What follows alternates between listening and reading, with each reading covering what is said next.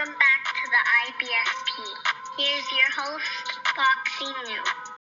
David Benavidez will end the myth known as Jermall Charlo. And look, let's break it down honestly and objectively as possible. And David Benavidez has recently spoke on potentially facing Jermall Charlo next. A fight that so many people want to see, that's been in the making for so many years. And he states on whether or not he thinks Jermall Charlo would take the fight. He states, I think it would be in his best interest to take the fight. If he's really a man about boxing, really cares about his fans, he'll make this fight. If he doesn't, then we'll go with David Morrell.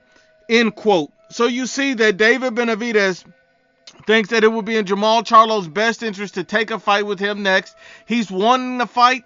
He's willing to take that fight and make that fight, and he wants all the smoke with Jermall Charlo. We've seen countless times where Jermall Charlo said he'd knock out David Benavidez, he'd beat David Benavidez. This is his great opportunity to prove to everybody that he's the guy that he says he is, but he won't.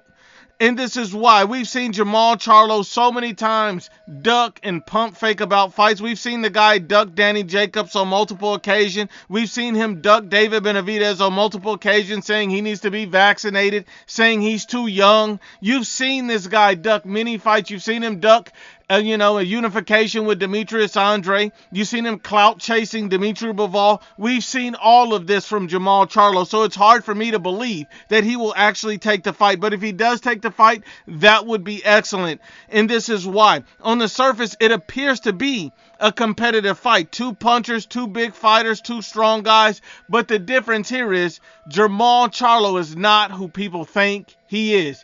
His skills have been exaggerated. He is an overstated myth in the sport of boxing. See, Jermall Charlo's completely overrated. Think about this. This guy went life and death with a paletero and Juan Macias Montiel, Jaime Munguia's leftovers. I mean, it was disgusting. He even buzzed Jermall Charlo in that fight. It exposed his power and his defense. He cannot fight that way against a killer like David Benavidez. Not only that, we've seen the same thing happen in a prior fight with Matt Korobov, where literally almost everyone believed Matt Korobov should have gotten a victory, and Jermall Charlo escaped with the robbery. We've seen it. Once again, his power, his defense were exploited.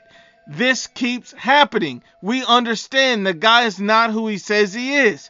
And then he'd be facing David Benavidez, a certified killer. The guy would go in, walk Jermall Charlo down, and break him down.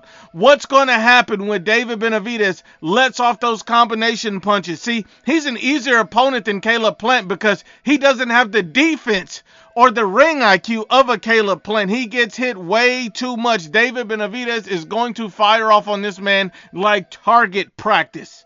I mean, we understand he's going to be getting hit like a piñata. We understand what's going to happen.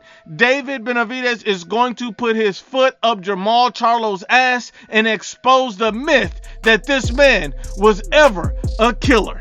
Because men lie, women lie, but the facts don't lie.